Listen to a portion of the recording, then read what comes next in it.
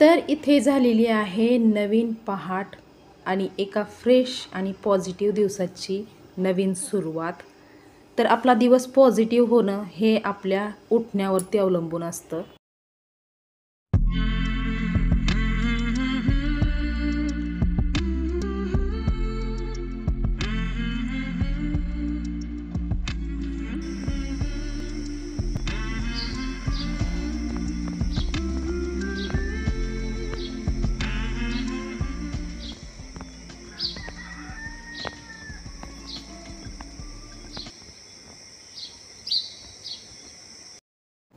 तर फ्रेंड्स, आपला दिवस जो आहे ना तो पॉझिटिव्ह व्हावा, एनर्जेटिक व्हावा असं जर आपल्याला वाटत असेल तर ना हे पूर्णपणे आपल्यावरती डिपेंड असतं. म्हणजे ना आपण जेव्हा पहाटे लवकर उठून कामाला सुरुवात करतो ना तेव्हा उठल्या उठल्या फ्रेश वातावरण असतं आणि कामं जी आहेत ती पटापट होतात आणि टाईम भरपूर असतो आपल्याकडे. त्यामुळं ना आपल्याला चिडचिड वगैरे होत नाही कोणतंही काम करताना. पण तेच जर आपण थोडंसं उशिरा उठलो ना तर मग खूपच चिडचिड होते आणि कामाची सुरुवात कुठून करायची हे पण समजत नाही. म्हणजे ढीगभर कामं पडलेली असतात आणि म्हणजे वेळ खूप झालेला असतो. त्यामुळं ना कमी वेळेमध्ये एवढी सगळी कामं कशी करायची असं आपल्या म्हणजे मनामध्ये घोळतं आणि आपली ना एकदम चिडचिड होते. आणि आपली चिडचिड झाली की मग आपण आपली चिडचिड घरच्यांवरती सुद्धा दाखवत असतो.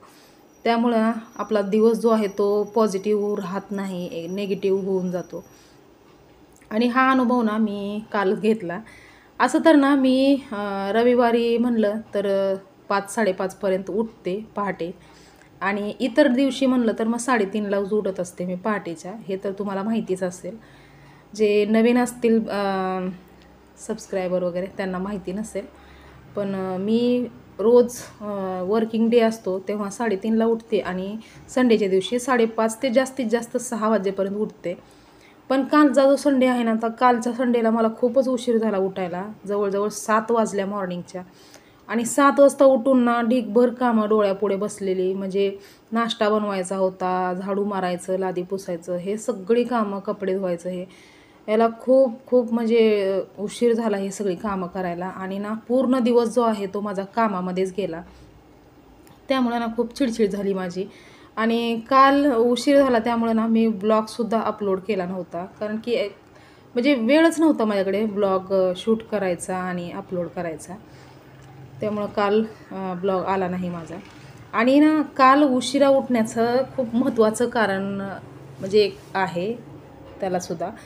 तर ते म्हणजे ना आम्ही शनिवारी रात्री खूप उशिरा झोपलो. म्हणजे 1:30 वाजेपर्यंत झोपलो आम्ही. आणि झालं असं की आमच्या सोसायटीमध्ये ना एक बालिश बुद्धीचा माणूस त्यांनी ना म्हणजे स्टेटस ठेवलं होतं जातीविरोधात असं काहीतरी स्टेटस ठेवलं होतं त्यांनी.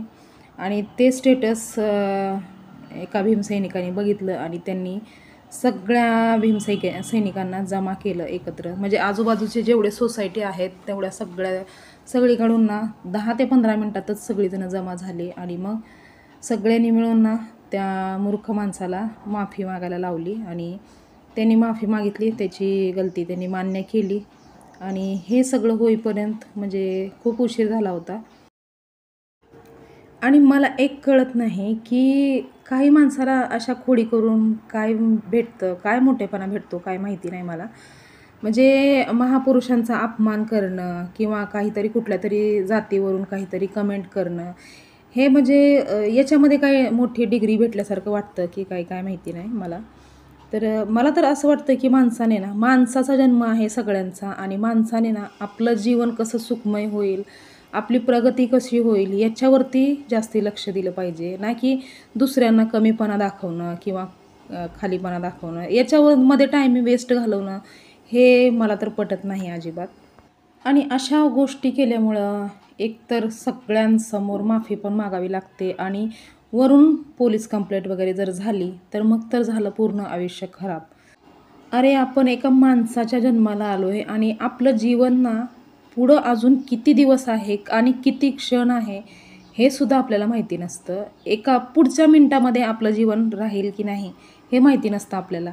म्हणून ना आपल्या जीवनामध्ये आपल्याला जेवढा काही वेळ भेटतो तेवढं आपण आपल्या फॅमिलीसाठी, स्वतःसाठी जगायचं असतं. स्वतःचं जीवन सुखमय कसं होईल याच्यासाठी विचार करायचा असतो.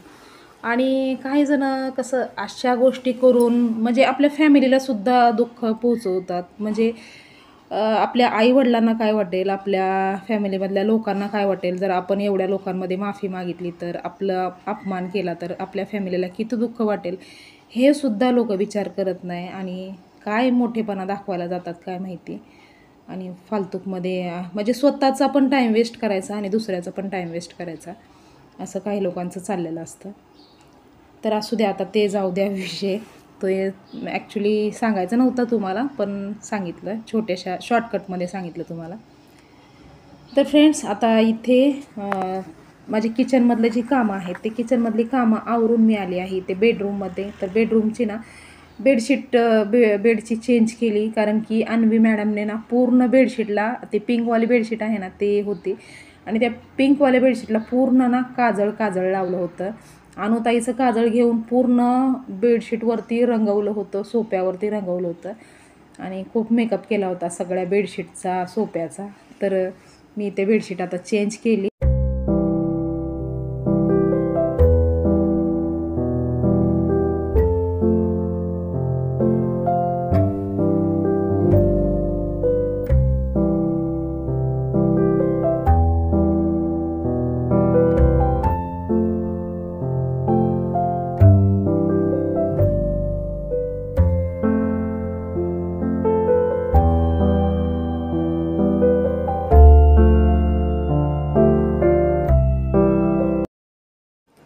तर आता इथे ना काल कांदे आणि टोमॅटो वगैरे, हे लसूण वगैरे हे आणलं होतं सगळं.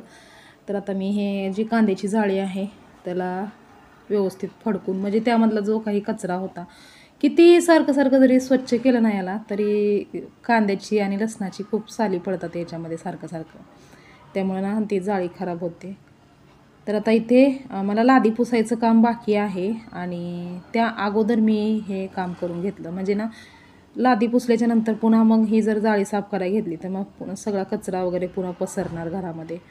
त्यामुळं लादी पुसायच्या अगोदर मी हे जाळी वगैरे साफ करून घेतली, आणि त्यानंतर मग आता झाडू वगैरे मारून लादी वगैरे पुसून घेता येईल. आणि गेल्या बारी ना वैभवदादांनी म्हणजे 1 किलोभर कांदे आणले होते इथं जवळच्याच दुकानातून, आणि बघितलं तर ना त्यामधले जवळजवळ पाव किलो कांदे तर ना खराब निघाले. म्हणजे आता मुलाला काय कळतं एवढं की कांदे चेक करून घ्यावे हे ते. तर त्यांनी ना म्हणजे त्या दुकानदारानेच त्याला ते कांदे दिले, 1 किलोभर कांदे दिले, त्यातले पाव किलो कांदे ना फेकून द्यावे लागले, सडलेले आहेत म्हणून. तर मग आता काल म्हणजे आम्ही दोघंजणं गेलो आणि सगळे कांदे ना हाताने व्यवस्थित असं निवडून घेऊन आलो. आता जाळी इथे स्वच्छ केलेली आहे आणि ती ठेवून दिली त्याच्या जागेवरती. त्यानंतर आता इथे वैभवदादा पण उठलेला आहे आणि त्याचं चालू आहे आता ब्रश. आणि शाळा ना उशिरा असते त्यामुळं थोडंसं मुलं उशिरा उठतात, म्हणजे 7 वाजेपर्यंत उठतात मुलं. आणि 7 वाजेपर्यंत तसं तर माझी सगळी कामं आवरलेली असतात क्लिनिंगचे वगैरे, पण आज ना लादी पुसायचं काम अजून बाकी आहे. आणि आता कांदे बटाट्याची जाळी साफ करून झाल्याच्या नंतर मी झाडू मारला आणि पूर्ण घराची लादी स्वच्छ पुसून घेतली. त्यानंतर मग अंघोळ वगैरे केली आणि मग आली आहे इथे किचनमध्ये. तर हे जे भांडे घासून घेतले होते सकाळी, तर ते भांडे मांडणीला लावून घेते, आणि ही जाळी जी आहे ती काढून ठेवली खाली की मग किचन फ्री होतं.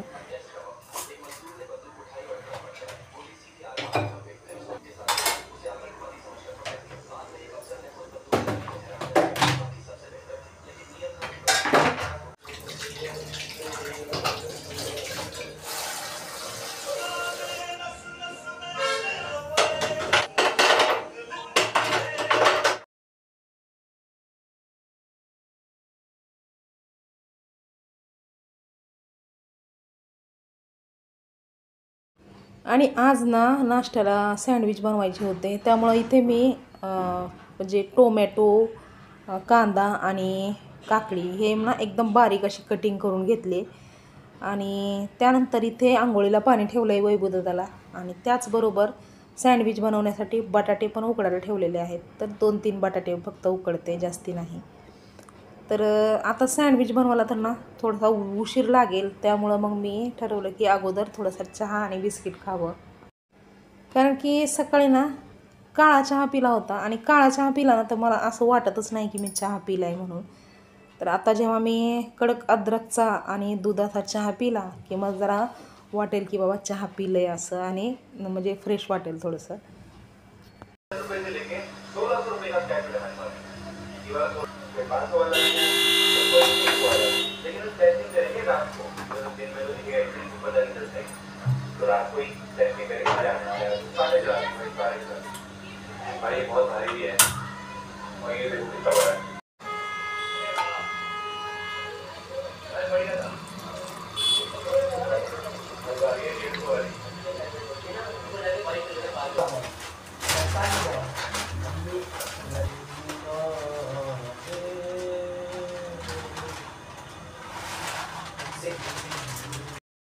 आणि इथे ना बिस्किट खायचं होतं, पण नंतर बिस्किट खाणं कॅन्सल केलं आणि चिवडा घेतला इथे. तो गोडवाला चिवडा असतो ना तो, तर मला आणि वैभवदाला तो गोडवाला चिवडा खूप आवडतो.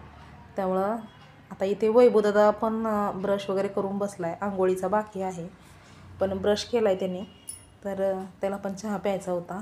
तर तो म्हणजे असं जास्ती चहा वगैरे पित नाही, पण असं काहीतरी खायचं वगैरे असेल ना तर थोडंसं चहा घेतो. आणि आता इथे मी दोघांसाठी घेतलेला आहे अद्रकचा कडक असा चहा.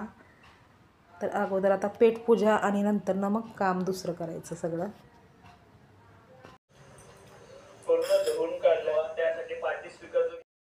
तर आता गोड शेव आणि चहा वगैरे पिल्याच्या नंतर मी आली आहे पुन्हा किचनमध्ये. तर इथे तोपर्यंत बटाटे पण चांगले उकडलेले होते. तर बटाटे मी काढले आणि त्यानंतर त्याची जी साल होती ती काढून घेतली आणि त्यानंतर ना बटाटे एकदम व्यवस्थित असे बारीक स्मॅश करून घेतले.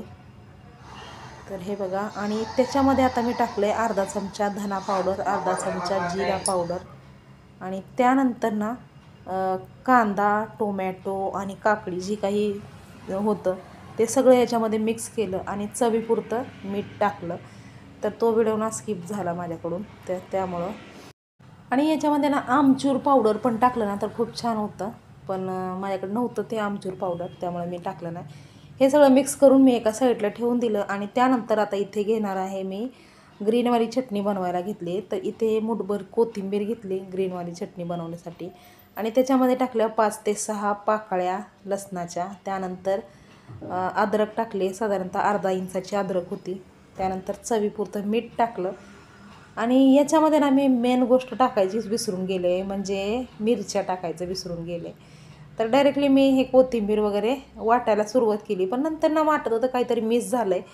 त्यानंतर मग मी अर्ध्यातून काढलं आणि त्याच्यामध्ये 4 ते 5 मिरच्या टाकल्या आणि एकदम चटपटीत अशी इथे ग्रीनवाली चटणी तयार करून घेतली. तर आता याच्यामध्ये टाकणार आहे फक्त जिरा पावडर, आणि खूप टेस्टी चटणी तयार झाली होती. खरी चव ना ह्या चटणीमुळेच येते सँडविचला. तर आता म्हणजे अर्धा चमचा जिरा पावडर टाकलं आणि हे सगळं व्यवस्थित असं मिक्स करून घेतलं.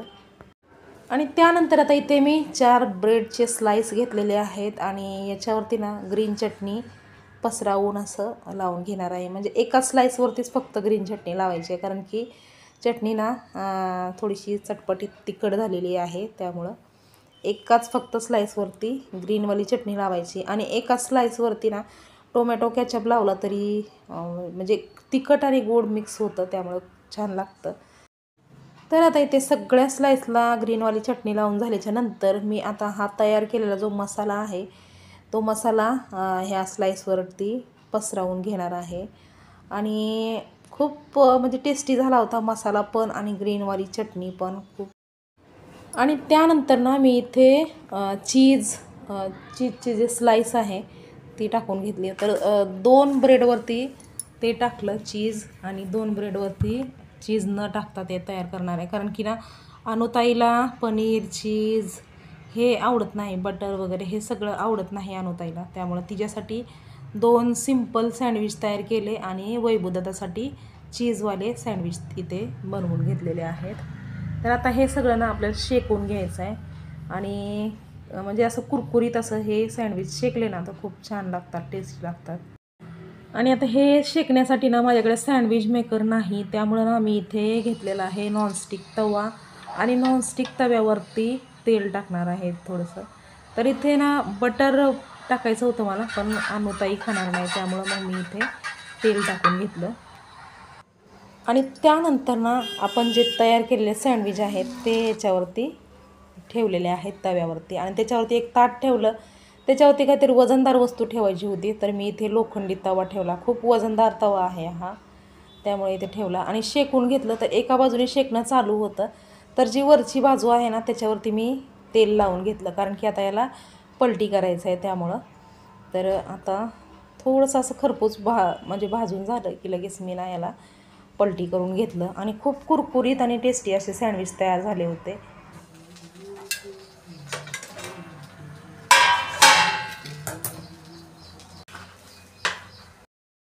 तर आता इथे मुलांची शाळेची पूर्ण तयारी झालेली आहे. आता फक्त बाकी आहे नाश्ता करायचं काम. तर इथे दोघांसाठी मी 2-2 हे सँडविच तयार करून दिले, आणि त्यानंतर मग मी पण 2 सँडविच तयार करून घेतले स्वतःसाठी. तर खूप टेस्टी आणि कुरकुरीत असे हे सँडविच तयार झाले होते. एकदा तुम्ही पण नक्की ट्राय करून बघा. अशा प्रकारे सँडविच खूप टेस्टी लागतात आणि मुलं खूप आवडीनं खातात. तर फ्रेंड्स, आता हा व्हिडिओ जो आहे तो इथेच थांबवण्याची वेळ झालेली आहे. तुम्हाला हा व्हिडिओ कसा वाटला हे कॉमेंट करून सांगायला विसरू नका. व्हिडिओ जर आवडला असेल तर लाईक करा, शेअर करा. चॅनेलवर जर नवीन असाल तर चॅनेलला सबस्क्राईब करायला विसरू नका. तर पुन्हा लवकरच आपण भेटूया नवीन एका छानशा ब्लॉगमध्ये. तोपर्यंत स्वस्त रहा आणि मस्त रहा. बाय.